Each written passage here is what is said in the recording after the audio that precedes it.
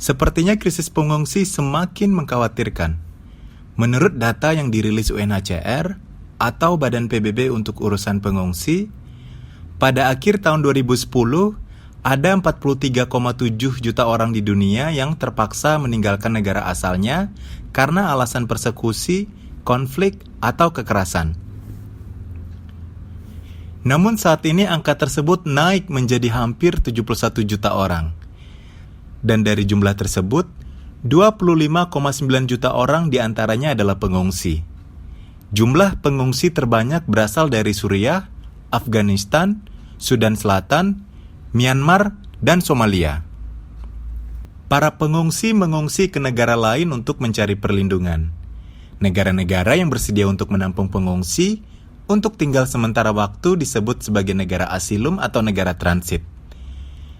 80% dari jumlah pengungsi di dunia tinggal di negara-negara miskin dan berkembang, di mana kebanyakan negara ini tidak menandatangani Konvensi Pengungsi tahun 1951. Salah satunya adalah Indonesia.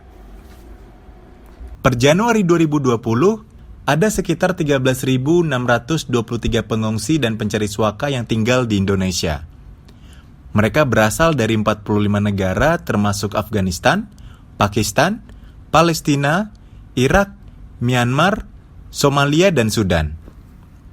Walaupun sebagian dari kita barangkali sudah pernah mendengar masalah krisis pengungsi di berbagai wilayah dunia seperti di Suriah, Palestina, atau di Venezuela, namun pernahkah kita bertanya-tanya seberapa banyak pemahaman yang kita miliki tentang isu pengungsi dan pencari suaka di Indonesia?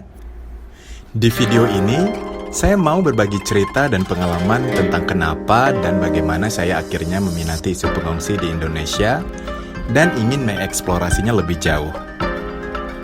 Hai, saya Ilham Barab. Welcome to Migration Geek, sebuah kanal YouTube yang tujuan akhirnya adalah untuk memahami isu pengungsi di Indonesia dari berbagai perspektif.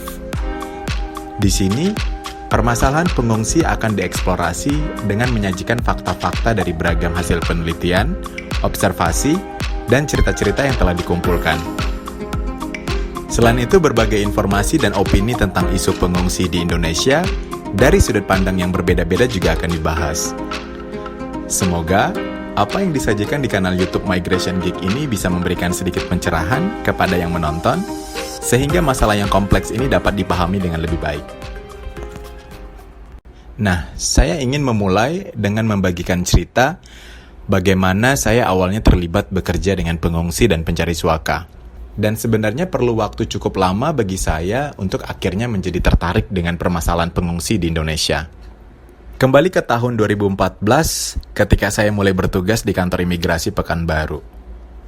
Di situ saya ditempatkan di seksi pengawasan dan penindakan keimigrasian. Salah satu tanggung jawab saya adalah mengurus pencari suaka. Karena mereka adalah migran asing, maka secara umum penanganannya dilakukan oleh kantor imigrasi. Waktu itu, para migran asing yang berada di Pekanbaru datang dari Afghanistan, Pakistan, Irak, Palestina, Sudan, dan Myanmar. Mereka mengklaim bahwa mereka datang ke Indonesia untuk mencari suaka. Namun sayangnya saat itu saya tidak punya pengalaman sama sekali dalam menangani pencari suaka. Dan kantor juga tidak membekali saya dengan pemahaman yang cukup tentang prosedur penanganan pengungsi. Saya juga harus bekerja sama dengan instansi-instansi terkait seperti perwakilan IOM dan UNHCR. Tapi lagi-lagi waktu itu saya juga tidak tahu apa saja tugas-tugas dari dua organisasi tersebut. Jadi belajar dengan melakukan adalah satu-satunya strategi saya untuk melakukan pekerjaan ini. Bertanya ke atasan saya pun tidak selalu membantu, karena mereka juga kurang berpengalaman dalam hal ini. Jadi apa saja tugas-tugas yang saya lakukan dalam mengurus pencari suaka? Ketika pencari suaka menyerahkan diri ke kantor imigrasi, jika sudah mendapat persetujuan atasan, maka saya akan mendata mereka dengan mencatat informasi-informasi mereka seperti nama, tempat tanggal lahir, kewarganegaraan, tanggal tiba di Indonesia, dan apakah mereka sudah mempunyai sertifikat pencari suaka yang diterbitkan oleh kantor UNHCR di Jakarta. Kemudian saya akan melaporkan keberadaan pencari suaka ini atau merujuk mereka kepada perwakilan IOM di Pekanbaru Dan setelah itu, IOM akan datang ke kantor untuk mendata atau meregister mereka. Pendataan pencari suaka oleh IOM ini penting karena kebutuhan dasar pencari suaka selama mereka tinggal di Indonesia, seperti makan, tempat tinggal, konseling, dan kesehatan dipenuhi dan dibiayai oleh IOM. Setelah itu, saya juga harus melakukan BAP kepada setiap pencari suaka untuk menggali informasi lebih jauh mengenai proses pengambilan keputusan mereka. Pertanyaan-pertanyaan yang ditanyakan misalnya, alasan apa yang melatar belakangi mereka untuk mencari suaka ke Indonesia? Bagaimana rute perjalanan mereka dari negara asal hingga ke Indonesia? Siapa yang membantu perjalanan mereka? Dokumen perjalanan apa saja yang mereka gunakan untuk datang ke Indonesia? Berapa biaya yang mereka keluarkan untuk sampai ke Indonesia? Atau apakah mereka memiliki keluarga yang sudah terlebih dahulu berada di Indonesia? Jadi pada dasarnya kantor menugaskan saya sebagai staf yang bertanggung jawab dalam mengurus pencari suaka secara administratif. Tapi terkadang ada tugas-tugas non-administratif juga. Misalnya, mengikuti kegiatan sosialisasi penanganan pengungsi dan pencari suaka, mengunjungi penampungan untuk mengecek situasi dan kondisi, atau menyampaikan informasi kepada migran, atau melakukan serah terima pengungsi dari kota lain. Atau kadang mengurus masalah-masalah di penampungan, seperti sesama imigran berkelahi, melanggar aturan, ada yang mencoba bunuh diri, mengurus migran masuk IGD, ada yang pengen curhat masalah pribadi, atau pernah juga saya harus ke kantor polisi karena ada migran yang digerebek warga sedang pacaran saat malam hari. Belum lagi menerima keluhan-keluhan migran kalau saya ke penampungan. Misalnya, makanan di penampungan tidak enak dan porsinya sedikit, toilet mampet, uang atau HP-nya dicuri, minta ganti kamar, fasilitas tidak memadai, dan lain-lain. Jujur saja, hampir 3 tahun bekerja dengan pengungsi dan pencari suaka itu menguras tenaga dan emosi. Alasan utama karena staf kantor yang sangat terbatas. Akibatnya, untuk memonitor situasi dan memastikan penegakan aturan terhadap para pencari suaka dan pengungsi tidak akan bisa maksimal. Per Januari 2014, jumlah pencari suaka di bawah pengawasan kantor imigrasi Pekanbaru adalah 14 orang. Namun, di bulan April 2017, jumlah tersebut naik menjadi 838 orang. Belum lagi kalau mendengar berbagai laporan menyudutkan, umpatan, informasi keliru yang sampai ke telinga saya, yang semuanya itu datang dari warga setempat, media, instansi-instansi lainnya mengenai keberadaan imigran.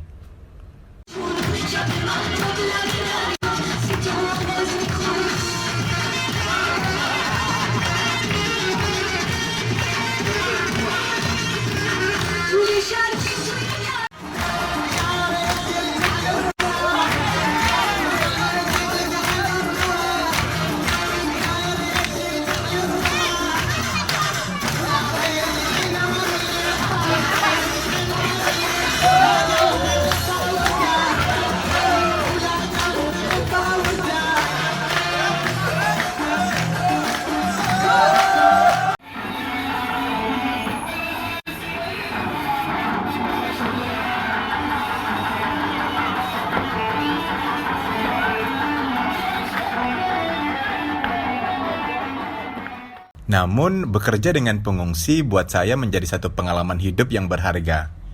Hidup saya menjadi lebih bermakna karena dengan kapasitas yang saya punya, saya bisa membantu mereka yang memang nasibnya kurang beruntung. Saya banyak belajar tentang hidup dari pengungsi.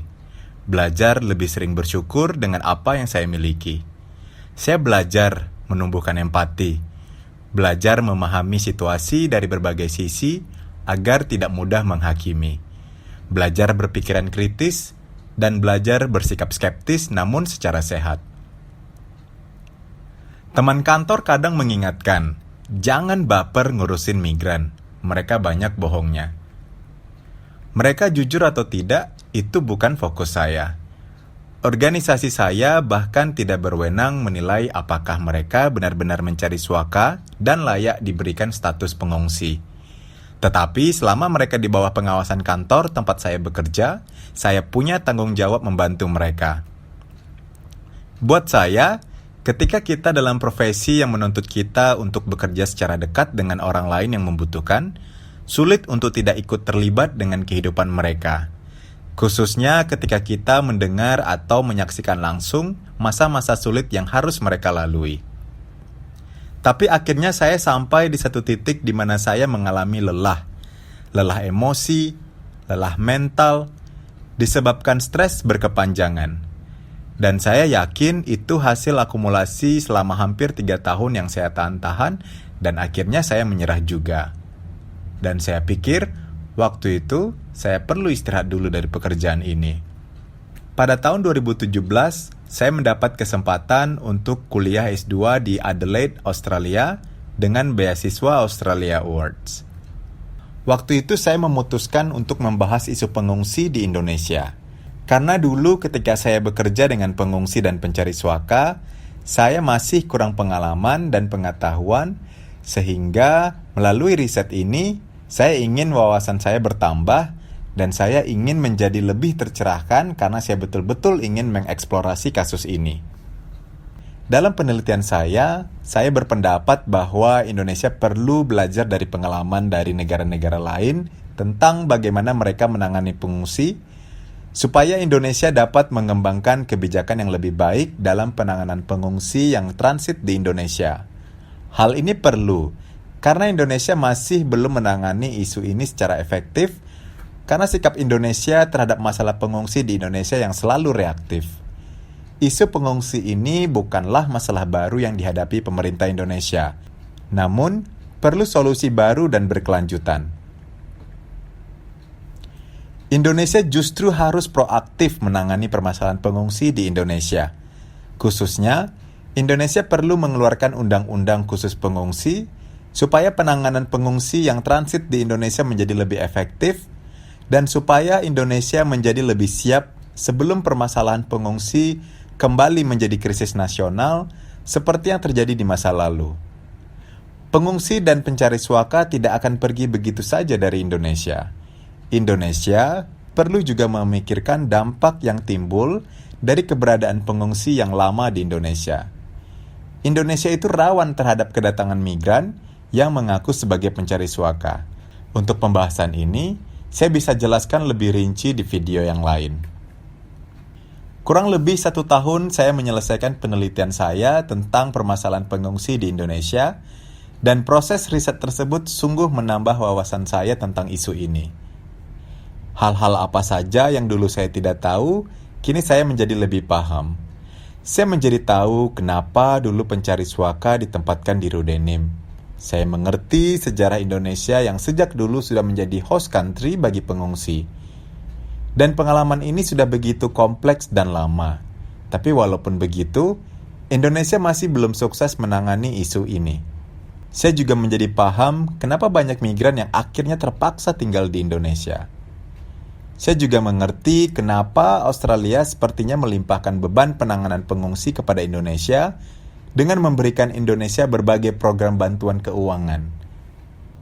Buat saya, proses riset tersebut juga menjadi satu momen pembelajaran mandiri yang membanggakan, di mana waktu itu saya berhasil menantang diri sendiri untuk mengeksplorasi isu pengungsi di Indonesia. Saya merasa berhasil mengedukasi diri saya sendiri mengenai isu yang dulu adalah pekerjaan sehari-hari saya, namun masih kurang pengetahuan. Dan saya juga bisa memperkaya diri dengan beragam pengalaman dan sudut pandang. Dan pada akhirnya saya mendapat kepuasan karena sebagian keingintahuan saya terjawab. Saya rasa pada saat itulah saya lalu bertekad bahwa saya akan melanjutkan penelitian tentang isu pengungsi dan pencari suaka di Indonesia di program S3 nanti. Jadi, itulah cerita kenapa dan bagaimana saya menjadi tertarik dengan permasalahan pengungsi di Indonesia. Terima kasih buat yang sudah menonton. Semoga ada manfaat yang bisa diambil. Dan di video-video selanjutnya, saya akan membahas topik-topik lain. Tentunya, masih seputaran permasalahan pengungsi di Indonesia. Kalau kalian punya ide topik apa yang mau saya bahas, silahkan tinggalkan pesan di kolom komentar di bawah ini. Sekian dulu dari saya, dan sampai jumpa di video berikutnya.